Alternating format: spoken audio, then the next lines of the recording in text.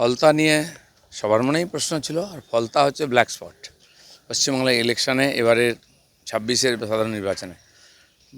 এত কড়াকড়ি করার পরেও লোককে চমকা ধমকানো হচ্ছে এবং লোক রাস্তায় এসে প্রতিবাদ করছে, ওদের ভয় দেখানো হচ্ছে, ভোট দিতে দেওয়া হচ্ছে না।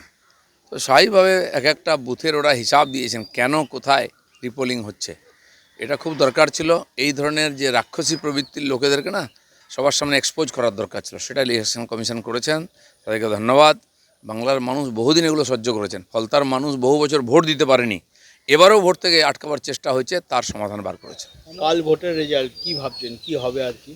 যা হওয়ার হয়েই গেছে, খালি ডিক্লেয়ার করা বাকি নাম্বারটা, আর সরকার হবে বিজেপির।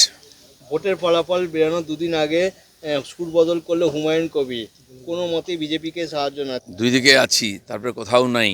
এই রাজনীতির দিন বাংলায় শেষ হয়ে গেছে। মানুষ ক্লিয়ার কাট মেজরিটি বিজেপিকে দেবে। টিএমসি সব জায়গায় গিয়ে গণ্ডগোল করে নিজের অস্তিত্বটা ধরে রাখার চেষ্টা করছে কালকে 4 তারিখ অবধি, তারপরে খুঁজে পাবেন না।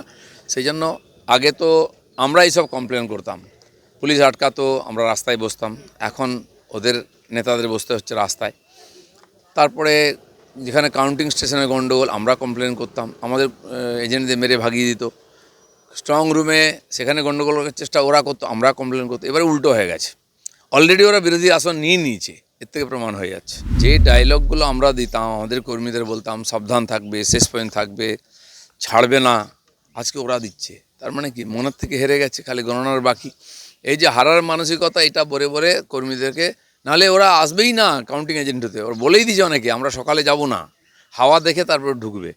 হাওয়া পাল্টাবে না। 226-30 থেকে 200-তে নেমেছেন, দেখে নিন আপনি, ঘন্টায় ঘন্টায় নামছে।